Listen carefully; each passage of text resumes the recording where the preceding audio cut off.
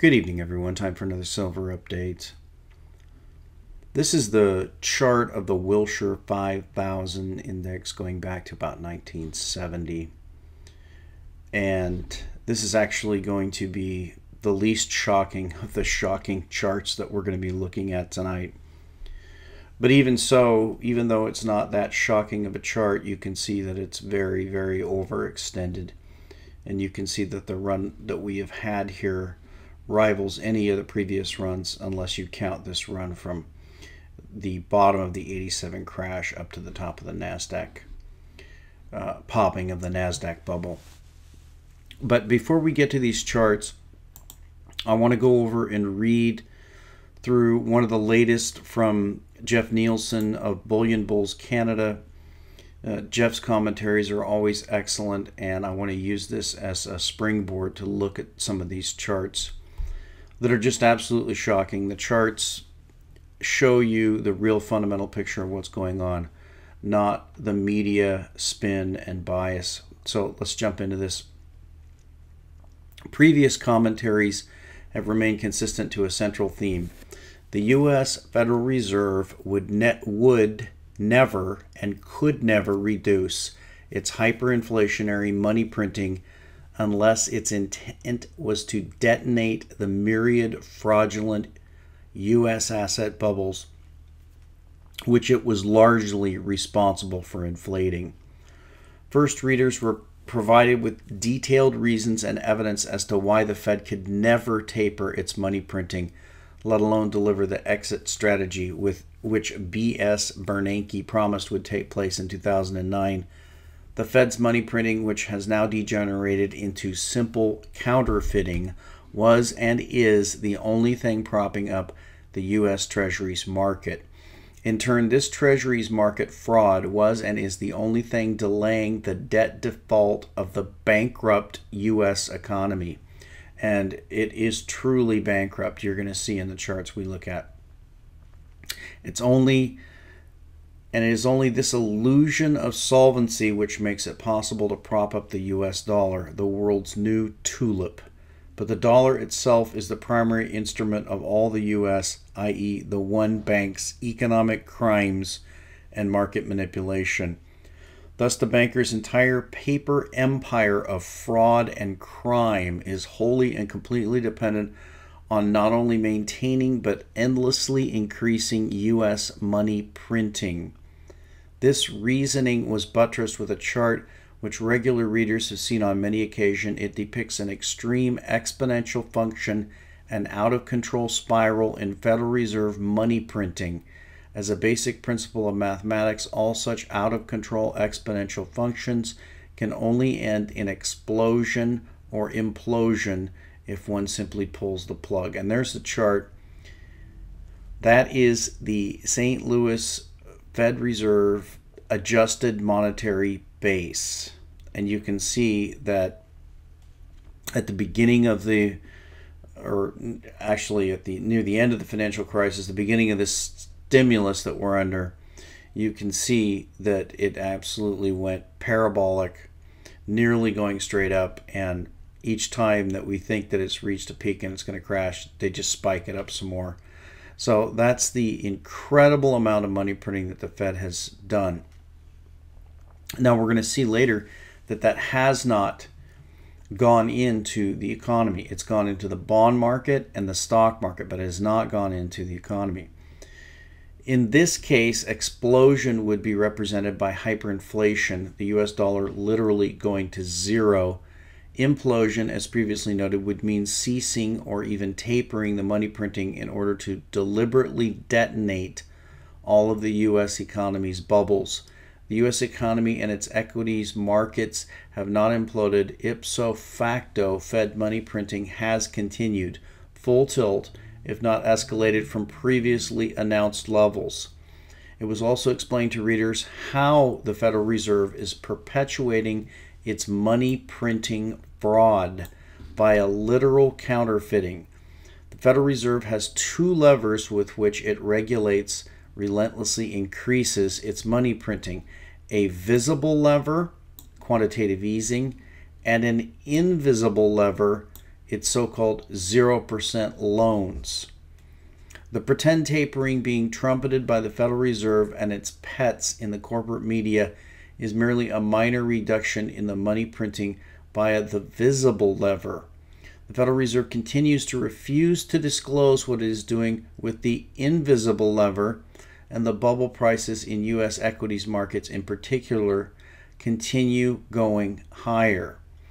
Clearly, the money printing via the invisible lever has increased at least as much as the publicly hyped tapering, and likely substantially more, as evidenced by the exponential explosion in the previous chart. This reasoning is supported by the Fed's own serial boasting. It is the Federal Reserve itself which has continually crowed about how its extreme, insane money printing has been pumping up U.S. equities markets, which is doing nothing more than stating the obvious. All these trillions of dollars in money printing go straight into the pockets of the bankers, who, thanks to the fraud of fractional reserve banking, then multiply all that newly created currency by more than 30 to 1.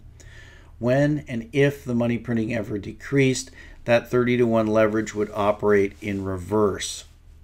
As we have seen consistently over the last at least decade, the bankers use the vast majority of every new dollar they acquire to gamble in our markets, their casinos.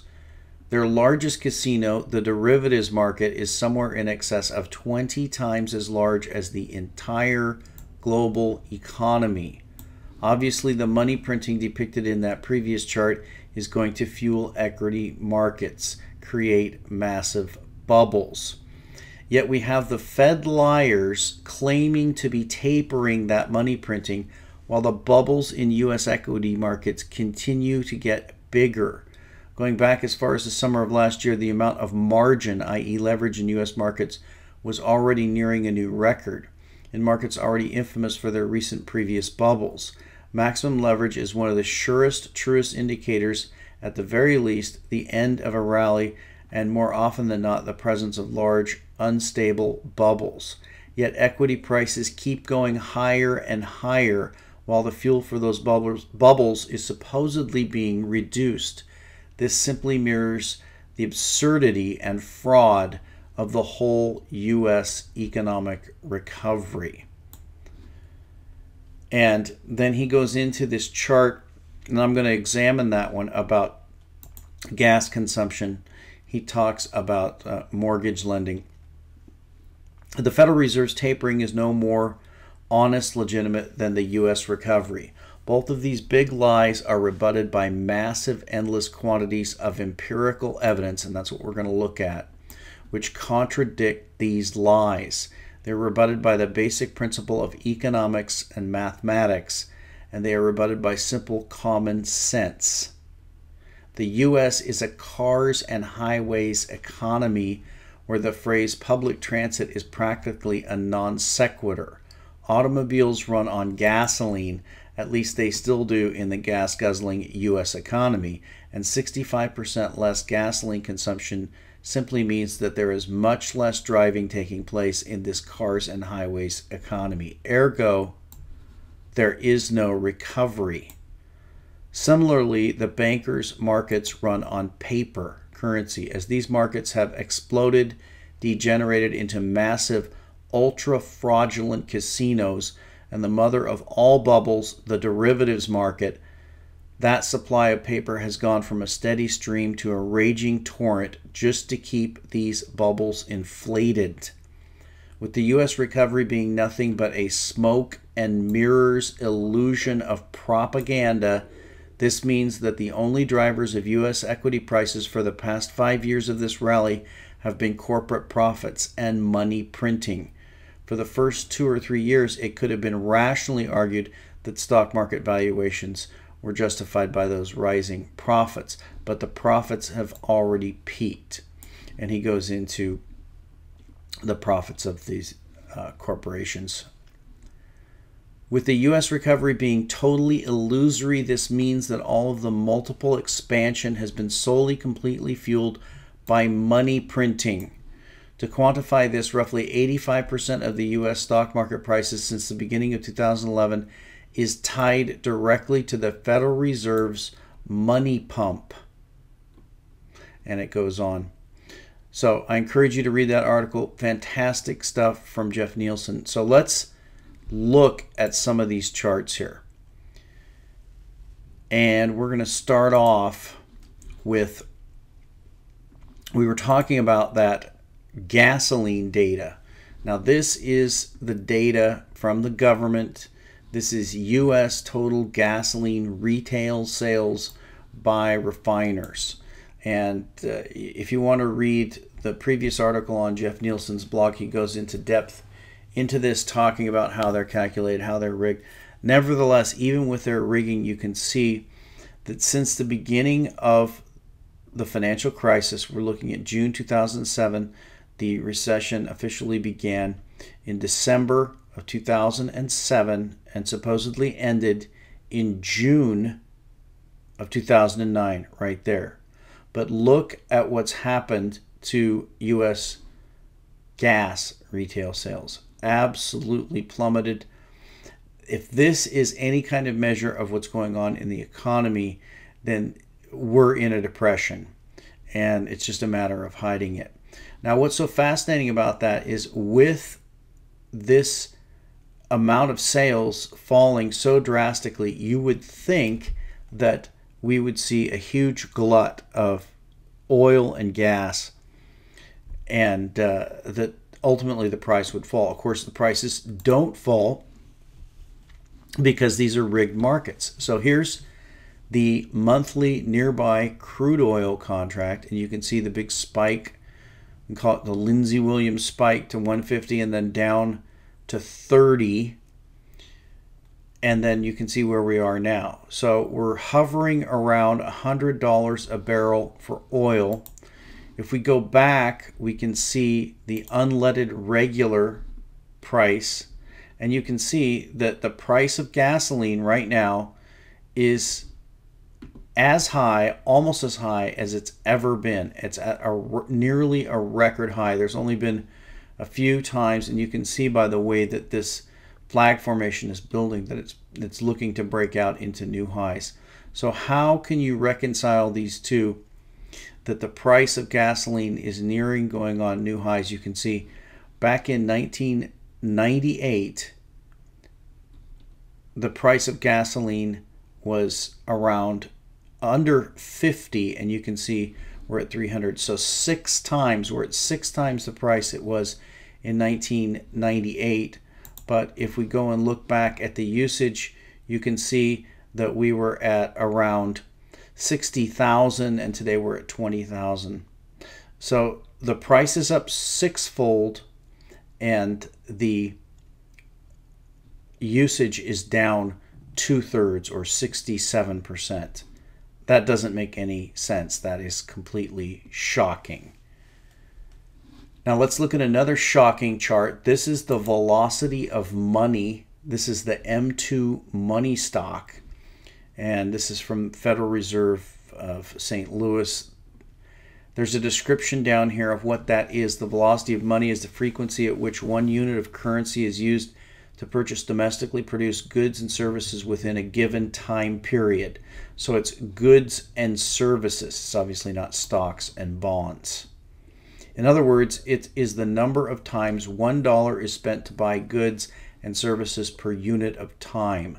If the velocity of money is increasing, then more transactions are occurring between individuals in an economy. More transactions occurring obviously would mean a growing economy.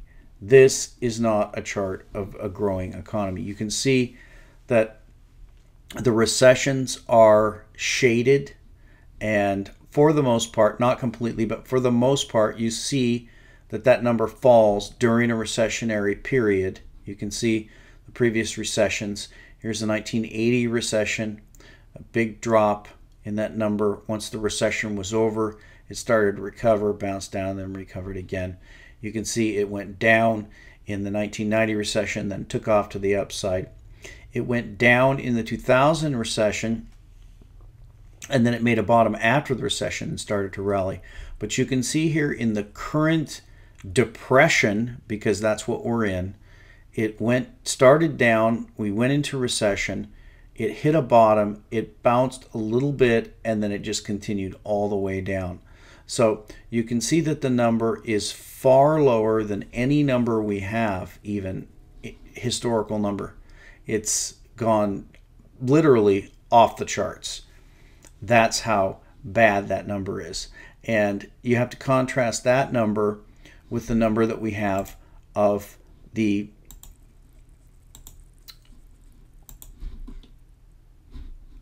adjusted monetary base. So you can see the adjusted monetary base is exploding, whereas the money stock is completely collapsing. This is the paper market. This is the 0.1% and their assets. And this is your real economy that you live in. So your world is completely collapsing and their world is going to the moon. That's the type of thing that the Federal Reserve has caused with its money printing. And I believe a lot of people say that the Federal Reserve is incompetent and run by a bunch of morons. I've even said the same thing myself, but I think this is completely intentional. This is intentional attempt by them to hollow out and destroy the middle class in America and to make the United States into a third world nation. Now, the last shocking chart that we're going to look at here, this was brought up by a recent interview on King World News by James Turk. This is the XAU to gold ratio. And what it does is it takes the price of the XAU. If you're not familiar with that, the XAU is a gold and silver miner index. So it's made up of a bunch of gold and silver mining companies and mining stocks, and then it's an average of those, something similar to the Dow, except it's a mining stock average. And then this ratio here is the ratio of that stock average compared to the price of gold. And you can see that it is it doesn't go past 1983, but it's still, just like the other chart, it's off the charts low. You can see that it's going down to about a 0.06. Now, to give you an idea of where that is, you can see the average sits around 0.24. So that's a 75% decrease in that. What does this mean? What this means, as I just heard in tonight's Andy Hoffman, Andy thinks that the mining industry will never recover from this. This means the complete and utter destruction of the mining industry, because through their suppression of the precious metal prices, as those are going down, but the costs of mining continue to go up with inflation, especially with the prices of energy, which they're not allowing to fall. So they're not allowing the price of the metals to rise, and they're not allowing the price of energy to fall. That is a double whammy for the miners, and they're literally driving the entire world mining industry into bankruptcy. That is the effect of it, and that's why you have such a shocking chart. So, unbelievable charts that we have here. We have the death of the U.S. retail sector going on here, and we have the death of the money velocity, and we have an absolute explosion in the money supply. All this is going to end very, very badly. I'm now convinced that they are setting us up for the largest collapse in the history of the world.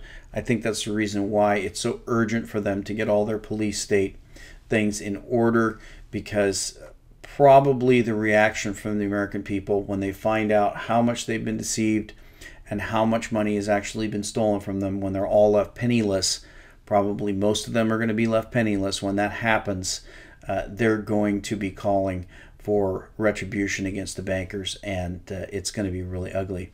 So hopefully you've got your preps and silver or at least you're in the process of doing that, because my forecast for the future is not real positive in the short term here. It's looking very bleak. We're coming to a point here. I know I've said this for a long time, but there's no denying these charts. Charts that go parabolic have to turn and go the other way, and when they turn and go the other way, that is going to be accompanied by something very, very shocking. And we'll talk to you next time.